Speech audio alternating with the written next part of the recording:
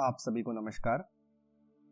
पतंजलि योग सूत्र योग दर्शन पढ़ने की इस सीरीज में अभी हम लोग विभूतिपाद पढ़ रहे हैं। पिछले वीडियो में हमने विभूतिपाद के 15 सूत्रों को देखा है।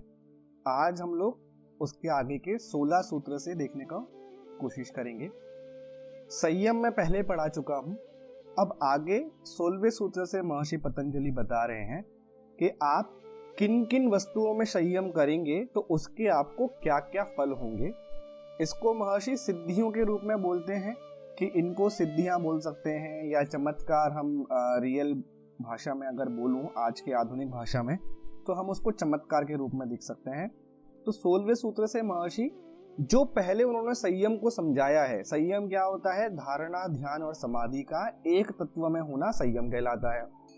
अब यहाँ महर्षि पतंजलि 16वें सूत्र से बता रहे हैं कि आप किस में संयम करेंगे उसका फल क्या होगा, किस में संयम करेंगे उसका क्या फल होगा। तो 16वें सूत्र में महर्षि पतंजलि बोल रहे हैं, परिणाम त्रय संयमाद अतीत अनागत ज्ञानम। अब अतीत अनागत क्या है, जो पास्ट में हो चुका है या जो फ्यूचर में आने वाला है। तो महर्षि पतंजलि कह रहे हैं कि किसी भी पदार्थ के तीनों परिणाम, अब ये धर्म, लक्षण और अवस्था परिणाम क्या है ये मैं पहले पढ़ा चुका हूं। मैं उसको आई बटन में डाल देता हूं, तो वहां से जाकर के आप पूरी वीडियो देख लेना।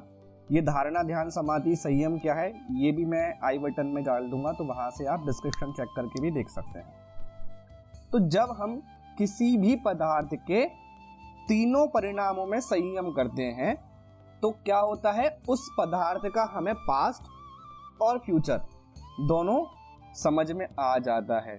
कहते ना कि पास्ट क्या था, फ्यूचर क्या था, तो वहां से आप पता कर सकते हैं। तो एक प्रकार की ये सिद्धि है कि आपको अगर किसी पदार्थ का पास्ट और फ्यूचर जानना है तो उसके तीनों परिणामों में संयम करना पड़ेगा।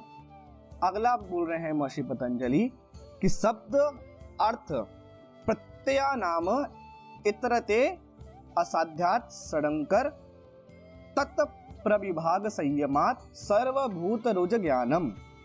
अर्थात कि शब्द और उसका अर्थ, कई बार हमें क्या लगता है कि हम शब्द और अर्थ को एक साथ मान लेते हैं।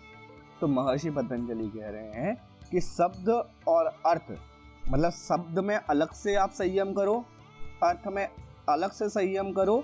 तो जब आप इनकी विभाग में अलग अलग संयम करेंगे तो क्या होगा कि जितने भी इस ब्रह्मांड में प्राणी हैं उन प्राणियों के शब्दों का ज्ञान हो जाएगा। वही लिखा है, शब्द एवं उसके अर्थ एवं ज्ञान का परस्पर जुड़ाव होने से वे एक दूसरे के साथ मिले हुए जैसे प्रतीत होते हैं। जब उनके विभाग का मतलब होता है अलग अलग में संयम यानी कि धारणा, ध्यान, समाधि हम करेंगे तो क्या होगा कि प्राणियों के, सभी प्राणियों के शब्दों का ज्ञान हो जाएगा। इतना सब महर्षि पतंजलि 17वें सूत्र में समझा रहे हैं।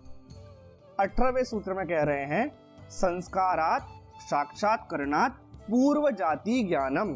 अब यहाँ पे महर्षि पतंजलि पास्ट लाइफ रिग्रेशन के हम समझा रहे हैं। अगर आप यूट्यूब पे या सोशल मीडिया पे सर्च करोगे, ये पास्ट लाइफ रिग्रेशन अभी बहुत कॉमन चल रहा है, मीन्स बहुत ज़्यादा लोग इसके बारे में बात कर रहे हैं। तो आपको अपने पूर्व जन्मों के बारे में अगर ज्ञान करना है तो क्या करना पड़ेगा, आपको अपने संस्कारों में संयम करना पड़ेगा। अगर आप अपने संस्कारों में संयम कर लेते हैं तो आपके पूर्व जन्म के बारे में आपको ज्ञात हो जाएगा। तो जिसको आज हम चमत्कार समझ रहे हैं, है ना, चाहे फिर वो पंडित धीरेन्द्र शास्त्री का सब कुछ बता देना, पर्चे पर लिख देना, या आजकल सोशल मीडिया पे माइंड रीडिंग बहुत कुछ चल रहा है, तो जिनको हम सिद्धियां मान रहे हैं, जिसको हम चमत्कार मान रहे हैं, तो वो सब हजारों साल पहले महर्षि पतंजलि एक्सप्लेन कर चुके हैं अपने पतंजलि योग सूत्र में। लेकिन हमारे पास समय नहीं है कि हम अपने ग्रंथों को पढ़ें, इसलिए हमें फिर वो सारी चीज़ें चमत्कार लगने लग जाती हैं। तो यहाँ उन्होंने बता दिया कि अगर आप अपने संस्कारों में संयम करते हो तो आपको अपने पूर्व जन्म का ज्ञान हो जाता है। आगे 19वें सूत्र में कह रहे हैं, प्रत्यक्ष परचित ज्ञानम। अब यहाँ तो उन्होंने अपने बारे में बता दिया, अब 19वें में कह रहे हैं कि दूसरे के चित्त का अगर आपको ज्ञान करना है कि वो अपने चित्त में कैसे भाव लेकर के आ रहा है, माइंड रीडिंग वाली बात कर रहे हैं, तो उसके चित्त पर संयम करो। किसी के चित्त के भावों का अगर ज्ञान करना है, जानकारी चाहिए, तो उसके चित्त पर जब आप संयम करोगे, धारणा ध्यान समाधि कर लोगे, तो उसके चित्त का भी ज्ञान हो जाएगा, अर्थात माइंड रीडिंग। पंडित धीरेन्द्र शास्त्री यही करते हैं, या बाकी के जो सोशल मीडिया पर एक लड़की है वो भी माइंड रीडिंग करती है, नंबर बता देती है आप कौन सा नंबर सोच रहे हो, तो वो यही टेक्निक का इस्तेमाल कर रही है और उसको हम चमत्कार और जादू समझ रहे हैं। अगला कह रहे हैं, अब यहां पर उन्होंने 19वें सूत्र को थोड़ा सा और एक्सप्लेन किया।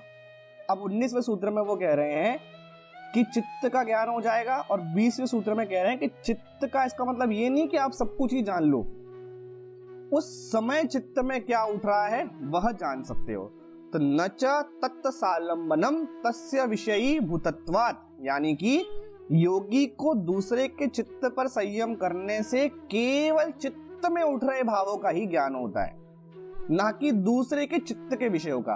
अब अभी मैं क्या सोच रहा हूं वो आप ज्ञान कर सकते हो, मैं क्या सोच रहा हूं, मेरे दिमाग में चली ही क्या रहा है, मैं और क्या क्या सोच रहा हूं वो सब नहीं। आप तो फिर आपको फिर से उस समय में जाकर के मेरे चित्त पे संयम करना पड़ेगा। मतलब का तात्पर्य यह हुआ कि दूसरे के चित्त में भावों और संस्कारों के रूप में जो कुछ राग द्वेष आदि चल रहे हैं उनका ज्ञान योगी को हो जाता है, लेकिन वह राग द्वेष किस विषय में हो रहे हैं, किस व्यक्ति या वस्तु के लिए हो रहे हैं, उसका पता योगी को नहीं लगता। ऐसा क्यों होता है? तो उस विषय में महर्षि कहते हैं कि योगी के संयम करने का आलंबन दूसरे व्यक्ति का चित्त मात्र है, ना कि उसके चित्र के विषय। इसलिए केवल चित्त में उठ रहे भावों का ही ज्ञान योगी को होगा। तो चित्त में अभी जो उठ रहा है वो आपको ज्ञान हो जाएगा, क्योंकि आप जो संयम कर रहे हैं वो चित्त पे कर रहे हैं।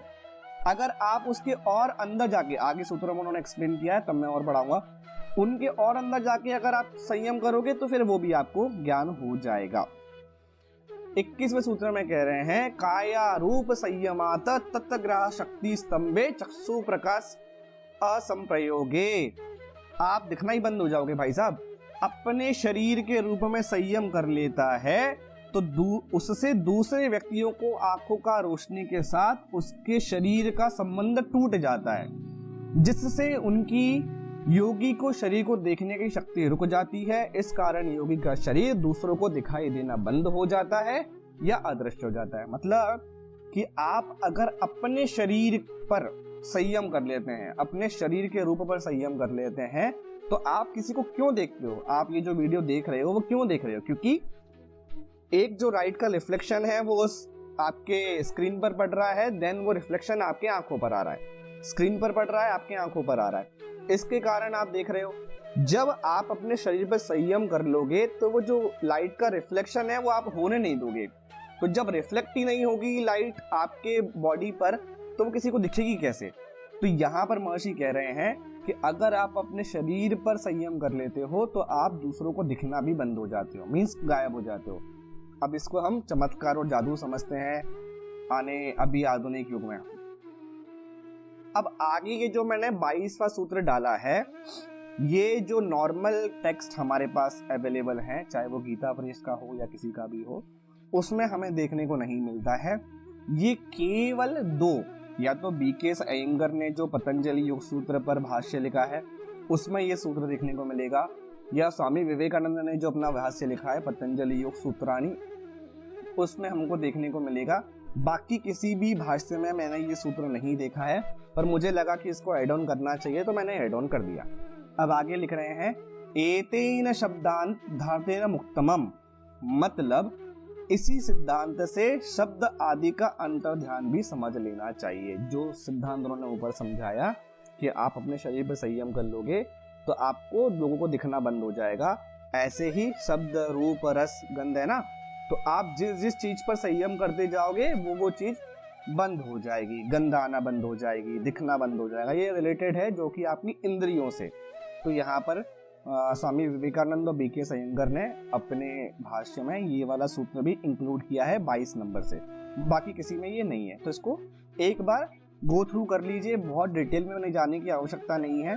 ये जब मैंने पतंजलि योग सूत्र पढ़ाना शुरू किया था तभी मैंने समझाया था कि वैसे 195 सूत्रास हैं, लेकिन अगर आप बीकेएस और स्वामी विवेकानंद के भाष्य को इंक्लूड करते हो तो 196 सूत्रास फिर हमको देखने को मिलते हैं। तो वो जो एक सूत्र 196 हुआ वो ये वाला सूत्र है, एतेन शब्दांतरं धन्तं मुक्तमम्, है ना।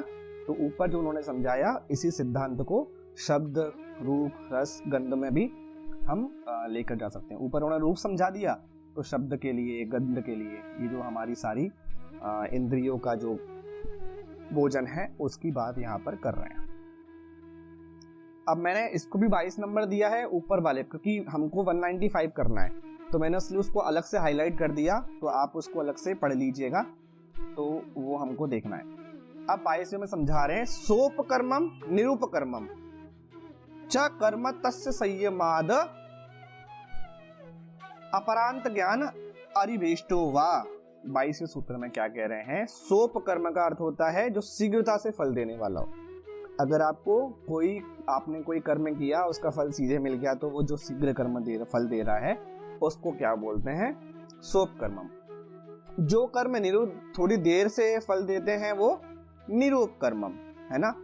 जब योगी ऐसे दोनों प्रकार के कर्मों पर भली भांति संयम करते हैं तो योगी के शरीर की मृत्यु का पूर्व ज्ञान हो जाता है तथा योगी को कुछ अशुभ संकेत दिखाई देने से भी मृत्यु का पूर्व ज्ञान हो जाता है। मीन्स जब आप जो कर्म कर रहे हैं इसका फल आपको अभी तुरंत मिलने वाला है, इस पर आपने संयम कर लिया। अभी आप जो कर्म कर रहे हैं इसका फल आपको थोड़ी देर से मिलने वाला है, उस पर भी संयम कर लिया, यानी कि सोप कर्म पर भी संयम कर लिया, निरूप कर्म पर भी संयम कर लिया।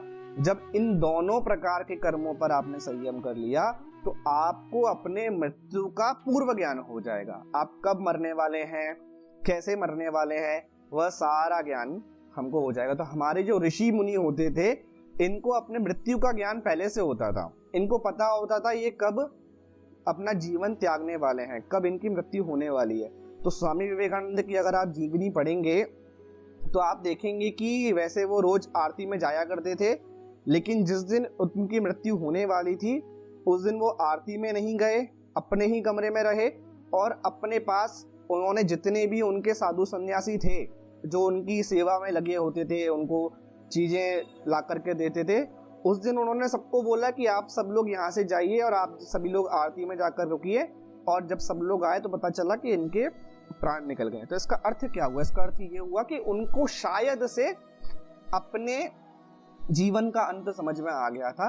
तो हमें मृत्यु का पूर्व संकेत हो जाता है और अशुभ संकेत जो होने वाले हैं वह भी हमें पता चल जाते हैं। कब, जब हम सोप कर्म यानी कि शीघ्रता से फल देने वाले कर्म, निरूप कर्म यानी कि जो देर से फल देंगे, ऐसे दोनों प्रकार के कर्मों में संयम कर लेते हैं। तो 23वें सूत्र में महर्षि पतंजलि कह रहे हैं, मैत्र्यादिषु बलानि, अर्थात मैत्री, करुणा, मुदिता, ये तीन चित्त की प्रसन्नता करने वाले उपायों में संयम करने से इन तीनों भावों में अतिशय बल की प्राप्ति होती है। तो मैत्री, करुणा, मुदिता, ये मैंने पहले अध्याय में पढ़ाया था, डिस्क्रिप्शन में वीडियो डाल दूंगा, आई बटन में डाल दूंगा। तो ये क्या है, चित्त प्रसादन के उपाय हैं, मैत्री, करुणा, मुदिता। तो अगर हम इन पर संयम कर लेते हैं तो इन तीनों भावों में अतिशय बल की प्राप्ति होती है।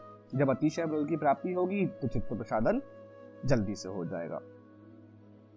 बलेषु हस्ति बलादिनी, अर्थात अलग अलग प्रकार के बलों में संयम करने से योगी को हाथी, गरुड़, वायु आदि के समान अलग अलग प्रकार के बलों की प्राप्ति होती है। और ये तो मतलब जो ये महर्षि समझा रहे हैं ना, ये हम बचपन से देखते आ रहे हैं, है ना, कि जैसा आप देखोगे वैसे आप बन जाओगे।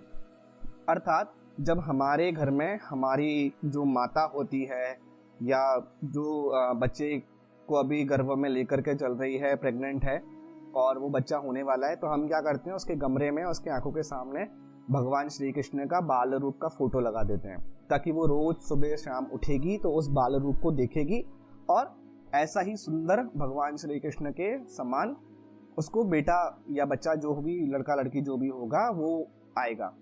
तो वही महर्षि कह रहे हैं कि जिस जिस बलों में आप संयम करोगे तो आपको हाथी के प्रकार की, गरुड़ के प्रकार की, वायु के प्रकार की बल की प्राप्ति हो जाएगी। है ना। अब यहाँ महर्षि पतंजलि एक्सरसाइज करने के लिए नहीं बोल रहे हैं कि आप दंड बैठक लगाइए, कहीं भी उन्होंने पतंजलि योग सूत्र में कहीं भी ये नहीं लिखा कि आप एडवांस आसन कीजिए, आप 3-3, 4-4 घंटे फिजिकल एक्सरसाइज कीजिए। वो संयम करने की बात कर रहे हैं। तो अलग अलग प्रकार के बलों पर संयम करो तो आपको हाथी गरुड़ और भी प्रकार की, केवल हाथी गरुड़ का यहाँ एग्जाम्पल मैंने दे दिया, तो जितने भी इस ब्रह्मांड में बल हैं उन सारे बलों की आपको प्राप्ति हो जाएगी। तो जो हमारे भीम थे उनको बोला जाता है कि 100 हाथियों के बराबर उनके अंदर बल था। तो वो अब इतना समय तो नहीं होगा कि वो इतनी एक्सरसाइज करे, तो संयम किया होगा उन्होंने। लेकिन ये टीवी में, पिक्चरों में ये सब दिखाते नहीं है, क्योंकि हमारे बच्चे फिर वो सीख जाएंगे ना। तो वो सारी चीजें हैं, वो आप देख लीजिए।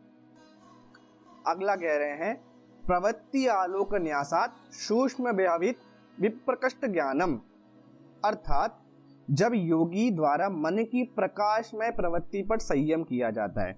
अब ये प्रकाशमय प्रवृत्ति क्या होती है ये मैंने समझाया है, वो भी डिस्क्रिप्शन में डाल रहा हूँ, लिंक दे रहा हूँ, वो आप जाकर के देख लेना।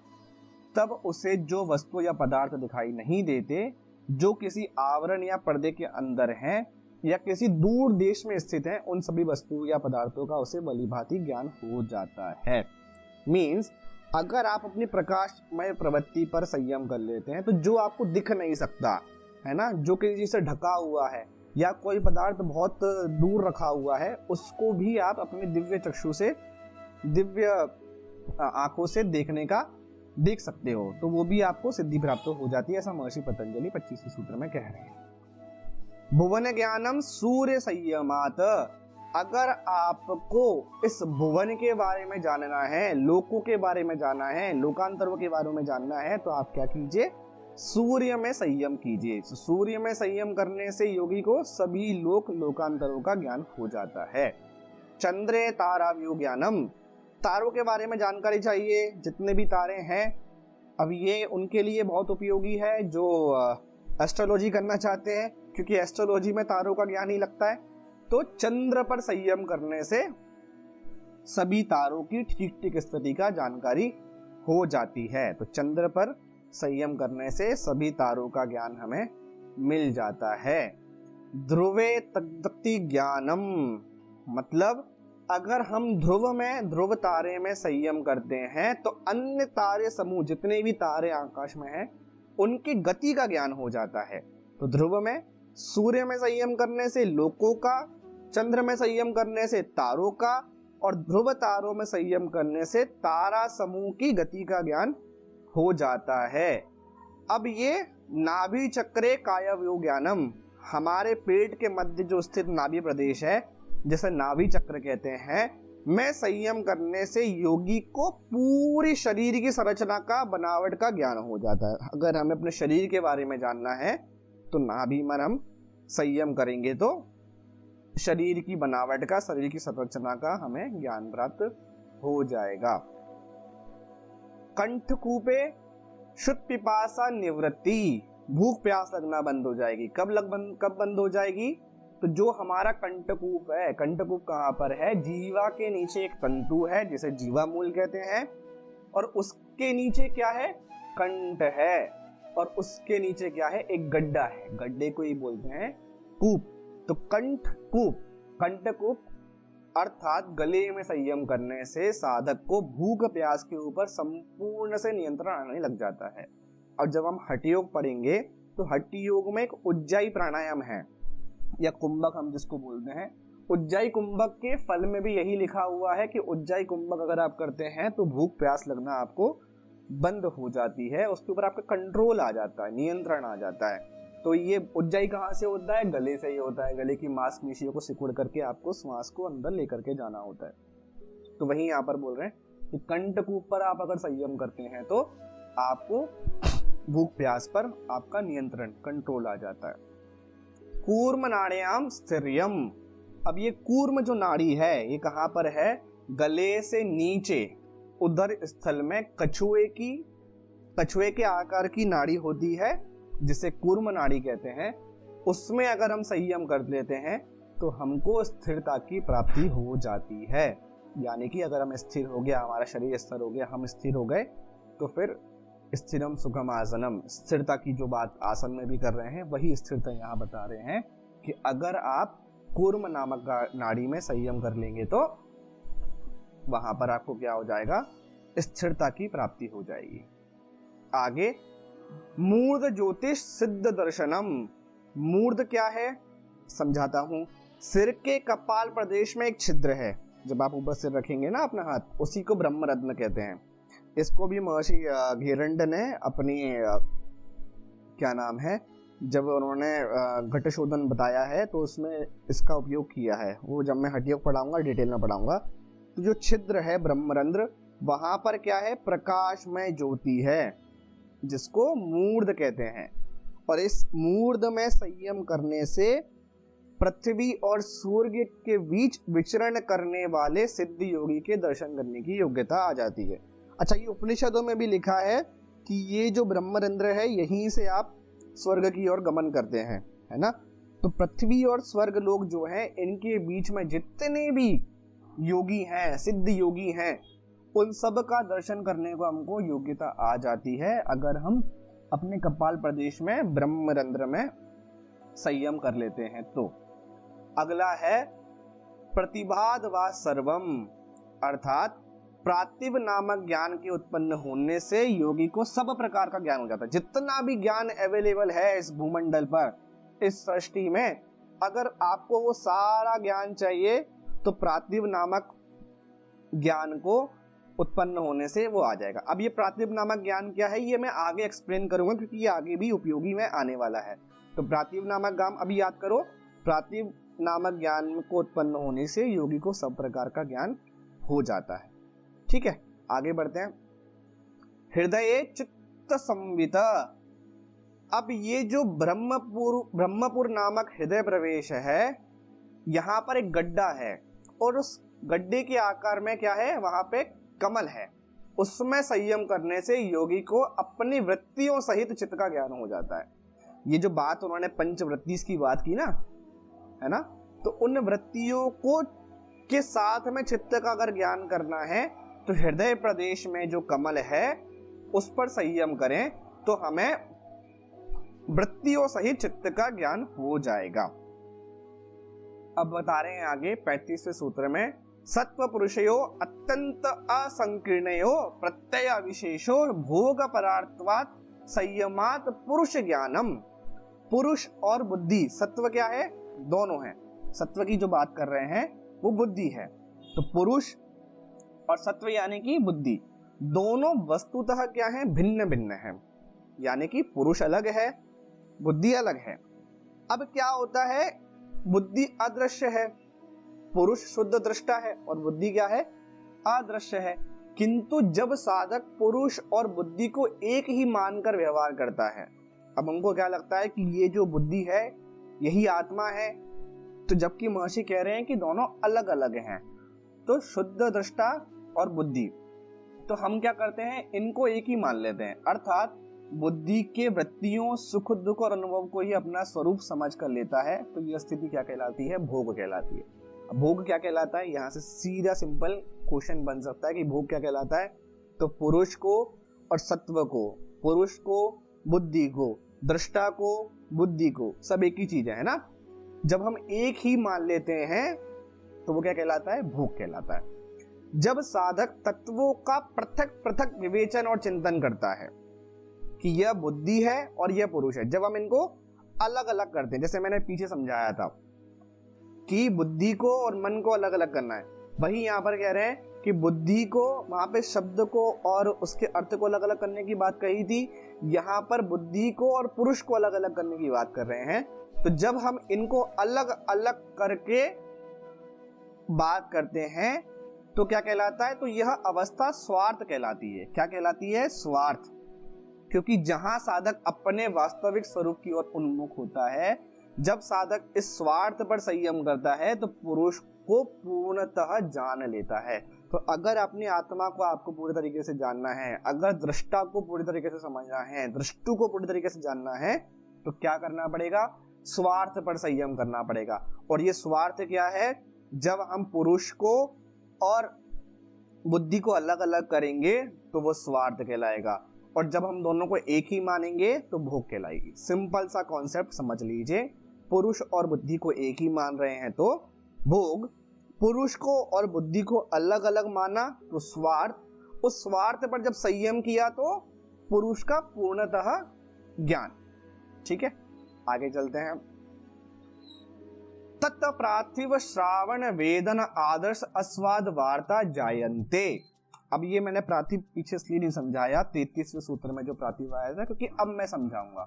तो उस पुरुष में संयम करने से, किस पुरुष में, ये जो 35वें सूत्र में हमने पुरुष को समझा ना, इस पुरुष में जब हम संयम कर लेते हैं तो फिर हमको पार्थिव, श्रावण, वेदन, आदर्श, आस्वाद व वार्ता जैसी सिद्धियां क्या होती हैं, उत्पन्न हो जाती है।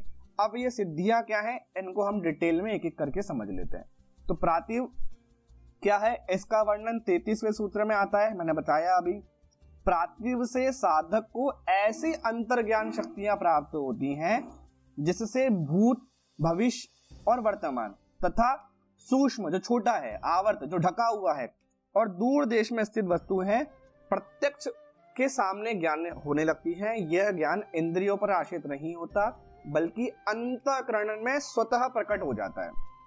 तो पार्थिव क्या है, इसका अगर हमें ज्ञान हो जाता है, ये अंतर ज्ञान शक्ति है, ये इंद्रियों से रिलेटेड नहीं है, तो क्या होता है, मैंने उसमें बताया था सारा ज्ञान हो जाता है। तो भूत का, भविष्य का, वर्तमान का, सूक्ष्म का, ढकी हुई वस्तु का, दूर देश में स्थित वस्तु का, सब कुछ जब हमें ज्ञान हो जाएगा, अर्थात हमारा पार्थिव जो है वो प्राप्त हो गया है। और ये क्या है, ये अंतःकरण में प्रकट होता है, ये इंद्रियों पर आश्रित नहीं है।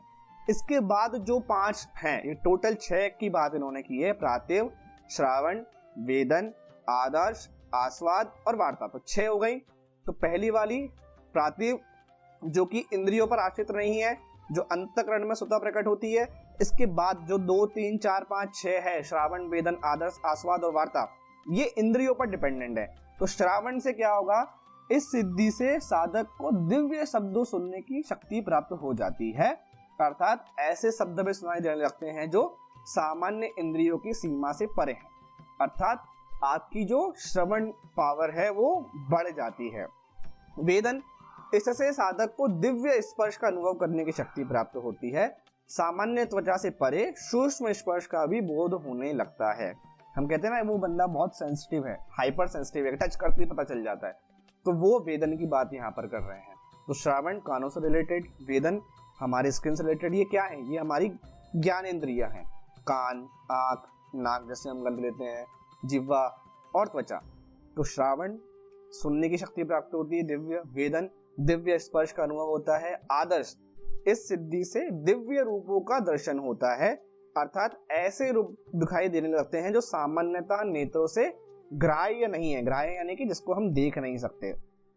आस्वाद, इससे साधक को दिव्य रस का अनुभव प्राप्त होता है, यह रस सामान्य जीवा ग्रह स्वाद से भिन्न और सूक्ष्म होता है। वार्ता, इस सिद्धि से साधक को दिव्य गंध का अनुभव होने लगता है, अर्थात ऐसी सुगंधियां ज्ञात होती हैं जो सामान्यतः ग्रहण इंद्रिय से पहुंच से बाहर है।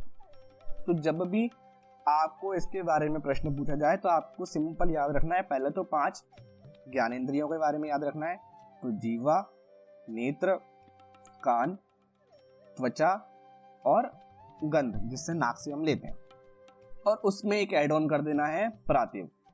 ठीक है, पार्थिव क्या है, जो इंद्रियों पर आश्रित नहीं है, अंतःकरण में स्वतः प्रकट होती है। बाकी जैसे कान, तो कान से हम क्या करते हैं, श्रावण, तो दिव्य शब्द सुनने की शक्ति प्राप्त हो जाएगी। उसके बाद क्या है, त्वचा, तो वेदन, तो दिव्य स्पर्श का अनुभव होगा।